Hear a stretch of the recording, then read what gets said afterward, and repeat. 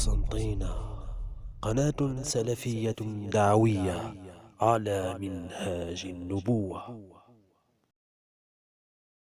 الحدادية، هذا السؤال قد جاءنا البارحة وتكلمنا عليه.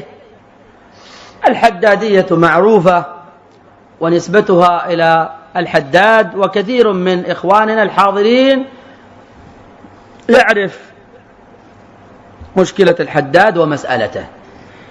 أما الحداديون فمن أشهر سماتهم الغلظة والفظاظة.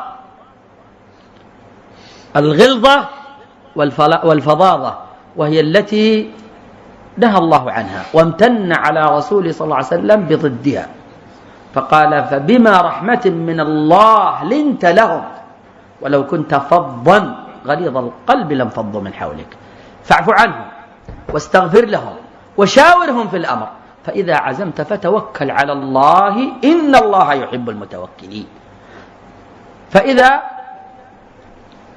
أخطأ أخوك خطأ فالواجب عليك أن تكون به رحيما، فتأخذه بلطف وتبين له بلطف، تبين له بعلم، تبين له بشفقة، تظهر له الود والمحبة، وأنك إنما تقول ذلك من باب إيش؟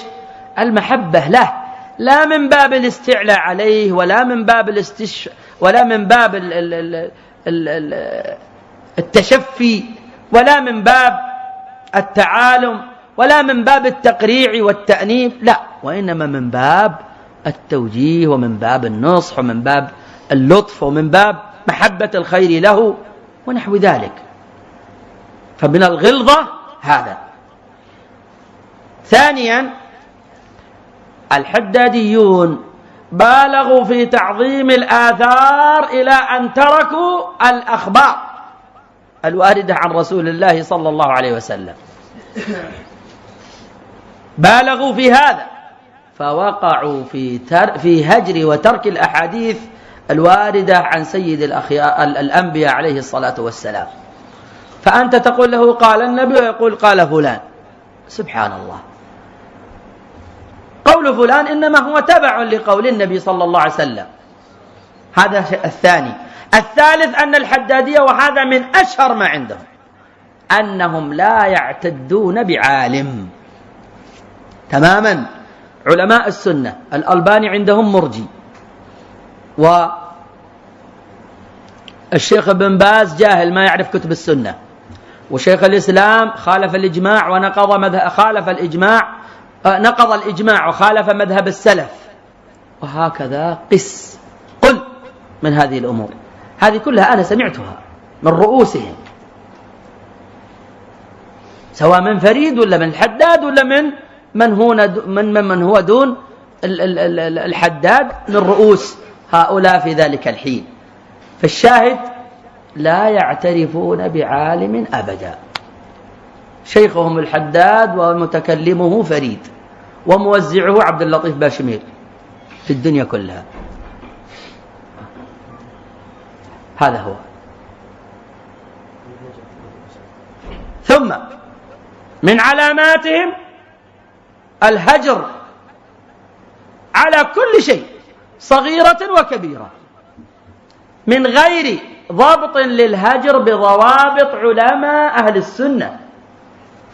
علماء السنة الهجر عندهم مضبوط، ليس كلمة تقال لا زمام لها ولا خطام، لا، كلمة لها مدلولها الشرعي ولها أدلتها الشرعية ولها ضوابطها الشرعية. ما هو الهجر وما دليله وما ضوابطه؟ فهي كلمة لها معناها ومدلولها الشرعي ولها دليلها الشرعي ولها ضوابطها الشرعية، فهؤلاء لا زمام ولا خطام. هذا من أشهر علاماتهم. ومن أشهر علاماتهم أيضا أنك تجدهم يوالون أهل البدع على أهل السنة، هذا من أشهر علاماتهم أيضا. فانضووا إلى أهل البدعة وصاروا معهم على أهل السنة. فمنهم، وأعرف ذلك بأسمائهم، منهم من رجع إلى السروريين، ومنهم من رجع إلى الإخوان البنائيين الخط العام، ومنهم من رجع إلى التبليغ، ومنهم من ترك الدعوة كلها، ومنهم من فارق الدعوة والتمسك بالسنة مفارقة كلية، فحلق لحيته وأرخى ثوبه وصار أعجوبة بعد أن كان علامة عندهم يوالى ويعاد عليه. فنسأل الله الثبات. وهذا يا معشر الإخوان مصداق قول النبي صلى الله عليه وسلم: إن هذا الدين متين فأوغلوا فيه برفق.